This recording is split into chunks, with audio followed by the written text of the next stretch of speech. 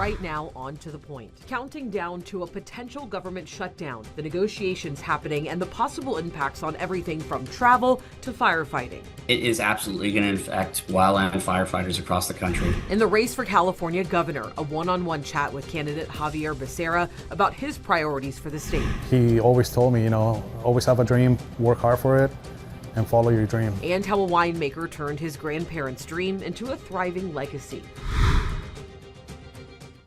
Good evening. As always, thank you so much for joining us on To The Point. I'm Alex Bell. The U.S. government is on the brink of a shutdown. Just a couple hours ago, Democrats voted down a GOP bill to keep the government open, putting it on track for a shutdown after midnight. The 55-44 vote fell short of the 60 needed to end a filibuster and pass the legislation. The action comes as Democrats are making good on their threat to close the government. Democrats are demanding an extension of Affordable Care Act health subsidies for millions of Americans set to expire at the end of the calendar year in exchange for their support. We've said from the beginning that we're willing to find a bipartisan path forward, and our line in the sand is the bill has to help everyday Americans, not hurt everyday Americans. Republican leaders say that debate can wait. You don't hold the people hostage for their services to allow yourself political cover, and that's what Chuck Schumer and Hakeem Jeffries are doing right now. Good afternoon, everybody, and thank you. To add more pressure, the White House Budget Office directed federal agencies to draw up plans for potentially permanent cuts to the federal workforce if the government shuts down this week. So here's what a shutdown could look like. Hundreds of thousands of federal workers will face the threat of mass layoffs in addition to furloughs. The Food and Drug Administration may stop inspections. Flights might even be delayed because of staffing shortages. Tonight, the Department of Transportation said more than 11,000 FAA workers would be furloughed. That's about a quarter of the FAA's workforce. Some government programs, including SNAP, could also eventually run out. Now, the IRS would remain open and Social Security checks would still go out, and FEMA forecasters would remain on the job. Now, a government shutdown could also impact federal firefighters in the event of a large wildfire in the state. Jeannie's here with all the details for us tonight. Alex, the union representative for the firefighters within the U.S. Forest Service, tells me they were already struggling with low pay and being short-staffed. A potential government shutdown would not only impact employees and their livelihood, but people living near or around federal land. It is absolutely going to affect wildland firefighters across the country.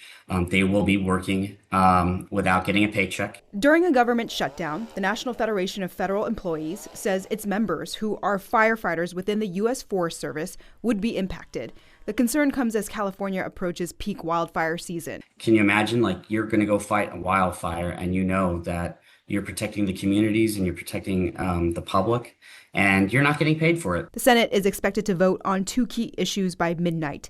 The first is a Democrat funding proposal that would extend the premium tax credits on the Affordable Care Act and reverse Medicaid cuts. The second is a Republican continuing resolution to keep the government funded. Democrat Congressman Ami Bera says he's willing to compromise, but is concerned about rising insurance costs. These rate hikes go into effect November 1st if we don't actually do anything. People are starting to get their rate notifications covered. California is starting to have to do some of this as well. So if we can come up with an agreement in principle and say, okay, we'll work on this, here's what this might look like. On the Senate floor on Tuesday, Republican U.S. Senator John Barrasso urged his Democratic colleagues to vote in favor of the Republican-backed resolution to keep the government open. The House has already passed a clean continuing resolution, bipartisan votes, and it keeps the government open and functioning for the next 7 weeks. It allows Republicans and Democrats on the Appropriations Committee to continue their bipartisan work on a full year of funding for our nation. As both parties continue to go head-to-head, the National Federation of Federal Employees is urging a quick and effective solution. Enough of the partisan stuff. We are more united than we think. Work together. Work together to represent the people that voted you into that office, because they can very well vote you out on both sides of the aisle.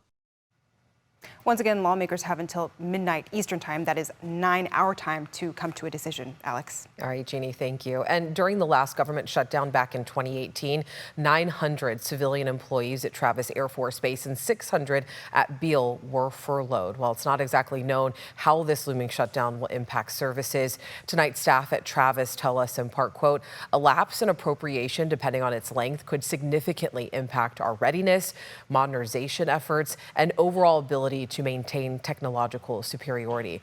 Now, we are continuing to cover this, and we will have the latest coming up on Late News tonight at 11.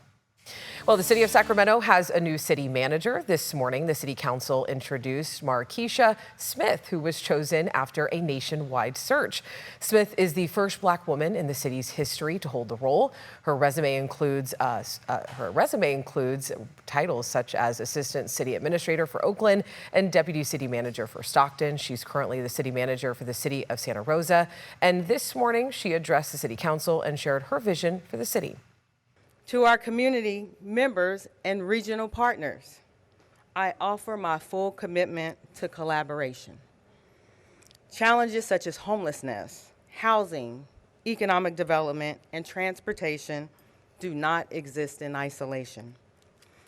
They demand that we come together, pooling our resources, strengths, knowledge to amplify a greater impact. Smith will oversee more than 6,000 employees and manage an annual operating budget of $1.6 billion. She begins the job on January 5th of 2026. California's race for governor is narrowing, and the crowded field of candidates are increasingly vying for support. Yesterday, former state legislative leader Toni Atkins ended her brief bid for governor. Reporter Monica Madden has developments in the race to replace Governor Gavin Newsom. With one less Democrat running for California governor, candidates are eager for any openings to break through. The priorities for the governor should be on those issues that I can handle as the leader of our state. I caught up with Democratic contender Javier Becerra Tuesday, There's no reason. who says he's ready to protect California from President Donald Trump's threats. We can't afford to have the man-made disasters in Washington, D.C., where Donald Trump is constantly changing his mind and is making prices fluctuate up and down, mostly going way up. We can't have that. And so you need a leader who's taken on those types of challenges. As California Attorney General in Trump 1.0, Becerra sued the administration more than 120 times. Most of those we won because we were smart and we knew how to punch back. But you have to also work with the federal government because it is our largest partner. And as the U.S. Health Secretary in the Biden administration, Becerra is hoping his healthcare chops will differentiate him from the pack. Healthcare will be on the ballot in 2026, no doubt. On top of federal cuts, Governor Gavin Newsom made major changes to Medi-Cal to help close the state's $12 billion budget deficit this year. Becerra says he wants to restore universal health care in California after Newsom froze Medi-Cal enrollment for undocumented adults. If you're working in California, if you're building my state, and if you get ill, if your child gets ill, you're going to use the system anyhow. I may as well make it so that I do it the right way. So I am going to make sure everyone in California, especially if you work really hard, you have access to the health care you need. How do you do that if we are losing money from the federal government and projected to be in a deficit for the state of California? Yeah, when you're facing these man-made disasters, not natural disasters, man-made disasters from Washington, D.C., it sure makes it tough to balance your books. But I will tell you, for 4 years as the Secretary of Health and Human Services, I balanced my budget. I've had to make some tough decisions so we could balance our books. And we will do that again in California. Next, on To the Point, Governor Newsom takes aim at California's insurance crisis, signing a new executive order aimed at keeping coverage affordable. And from farm fields to fine wine, meet the Lodi winemaker carrying on his grandparents' American dream. Then the unsettled weather pattern continues this evening, tracking a few light showers across the metro area, but some more rain chances still possible tomorrow, forecast after the break. But first, another headlines tonight. Moving forward, all new medications introduced by Pfizer to the American market will be sold at the reduced most favored nation costs. Drug maker Pfizer agreed to lower drug costs under a deal made with President Donald Trump. The deal will impact pricing to Medicaid and guarantee the same pricing on newly launched drugs. A second detainee who was shot at an Immigration and Customs Enforcement facility in Dallas has died. A Homeland Security official says the 32-year-old died while still hospitalized after the shooting. Norland Guzman Fuentes, a 37-year-old El Salvadorian national, died the day of the attack. A third victim is still in the hospital. At least 20 people are dead and many injured from a strong earthquake in the Philippines. The 6.9 quake struck the central Philippines around 10 p.m. local time. A tsunami warning that had been issued was canceled later. The U.S. Geological Survey estimates 500,000 people felt the quake. Well, some rain is continuing to make its way through our forecast. Let's check in with meteorologist Brendan Minchef. Yeah, the unsettled weather pattern is continuing as expected for today and will continue through tomorrow and likely Thursday as well. As we look the last 12 hours on radar and satellite, you can see plenty of cloud cover, rain for the north coast, the upper valley, Shasta, the coastal range, Tahoe. We haven't seen much in the valley until just within the last hour or so. And now we finally have some lighter showers across parts of the Sacramento Valley. Maybe a few light showers in northern San Joaquin County, but that's about it in the San Joaquin Valley as a whole at this hour. We'll zoom in a little bit more. Again, maybe some light showers through parts of the Sacramento metro area, but definitely some showers up along Interstate 80 and Highway 50 up towards Placerville and towards Tahoe. And we'll continue to have some rain chances through the next few hours as some light showers come on shore. It hasn't been a real rainy day, not a lot of heavy rain, but we have seen 1/10 of an inch out in Santa Rosa. Nothing measured officially yet in Sacramento, and just 0.02 of an inch up in Auburn. Made it to 77 this afternoon, 85 down in Stockton, though 82 in Modesto. So 70s in the Sacramento Valley, but 80s in the San Joaquin Valley this afternoon, and still warmer in the San Joaquin Valley. There's been more sunshine down there today. 74 in Stockton, 80 in Modesto at this moment, 70 in Sacramento, 63 in Placerville, 48 in Truckee, 52 in South Lake Tahoe. We'll start Wednesday morning off in those upper 50s and low 60s with some clouds and some stray showers continuing. Wednesday, cool and some shower chances once again.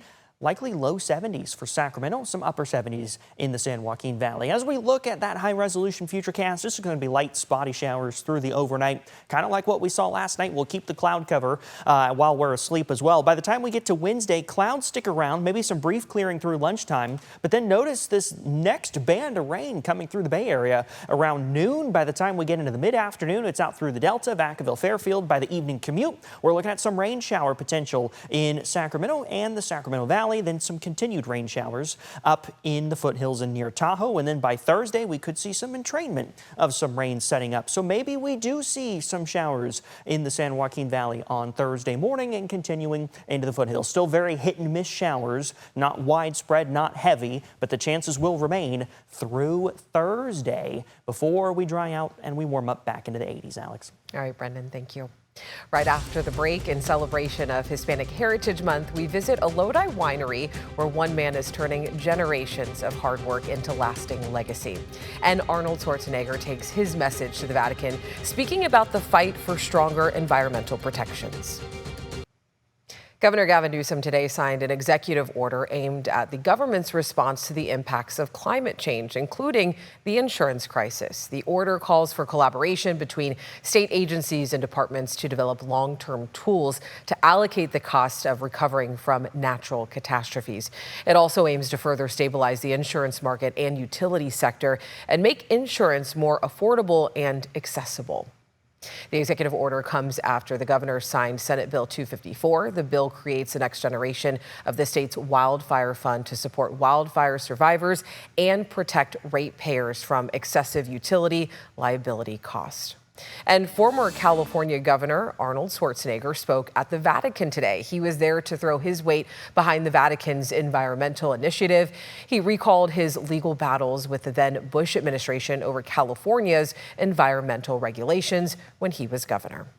And when the federal government stopped us, we took them to court. And we went to court, the lower court, the higher court, to the Supreme Court of the United States. And there we beat them. We said, hasta la vista, baby. saying individual choice, local policies, and the moral leadership of the Catholic Church were far more important than national politics to terminate pollution and climate change.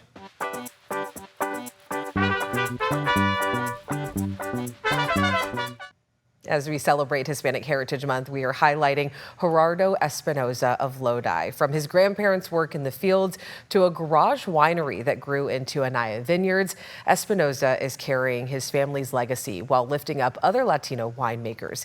ABC 10's Gabriel Porras shares his story of family, perseverance, and a dream that's still growing.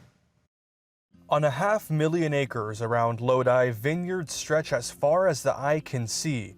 Harvest may be routine for some, but for one man, it's deeply personal.